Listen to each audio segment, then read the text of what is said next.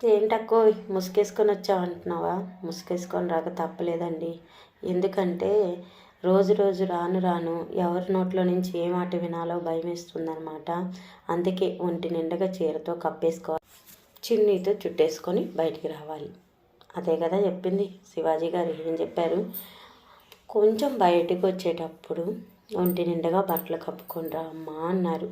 ఆ మాటకి తప్పే ఉంది. అప్పుడెప్పుడో ఇన్స్టాగ్రామ్లో నేను ఒక వీడియో చూశాను. ఏదో ఆంటీ గురించి సామాన్లు బాగున్నాయి ఆంటీ అని ట్రోలింగ్ చేశారు. అప్పుడు రాని ఈ వివాదన ఇప్పుడు ఎందుకు వస్తుందో తెలియట్లేదు. దాపర యుద్ధంలో చీరలాగినందుకు యుద్ధాలు జరిగినాయి, కానీ ఈ యుగంలో నిండుగా బట్టలు కప్పుకోండి అంటే యుద్ధాలు జరుగుతున్నాయి. ఈ చిత్రం ఏంటంటే నాకు అర్థం కాంది. మొన్నటిదాకా విదేశాలు మొత్తం ఎవరూ తిరగలేదు. ప్రపంచ యాత్రికుడు అని చెప్పుకునే అతను చాలా మంచివాడు అనుకున్నాను.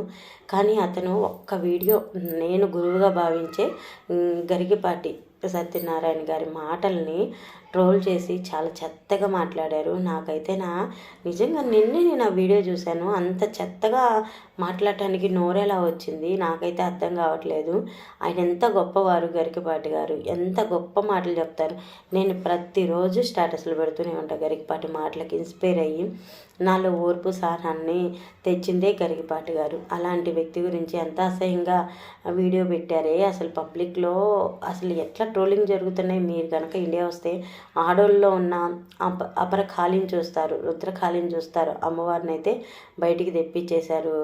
భయ్య మీరు మీ మీద ఉన్న రెస్పెక్ట్ అయితే పోయింది. నేను అప్పుడప్పుడు జస్ట్ క్యాజువల్గా చూసేవాదాన్ని మీ వీడియోలు, కానీ ఒక్క వీడియో ట్రోలింగ్ అయింది మీ గురించి. అదే గరికపాటి గురించి అట్లా తప్పుగా మాట్లాడటం తప్పే. నాకు నచ్చలేదు కాబట్టి నేను ఎవరైతే వీడియోలు మీ గురించి ట్రోలింగ్ చేస్తున్నారో వాళ్ళకి ఫుల్ సపోర్ట్ చేస్తాను. ఓకే ఫ్రెండ్స్, మీరు మాత్రం తప్పకుండా ఇప్పుడు ట్రోలింగ్ చేసే ప్రతి ఒక్కళ్ళు ఆడవాళ్ళకి ఒకటే చెప్తున్నాను, మీరు ఇలాగే పోరాడండి. ఎవరైతే ఆడదాని మీద అసభ్యంగా మాట్లాడతారో వాళ్ళ మీద ట్రోలింగ్ చేయండి.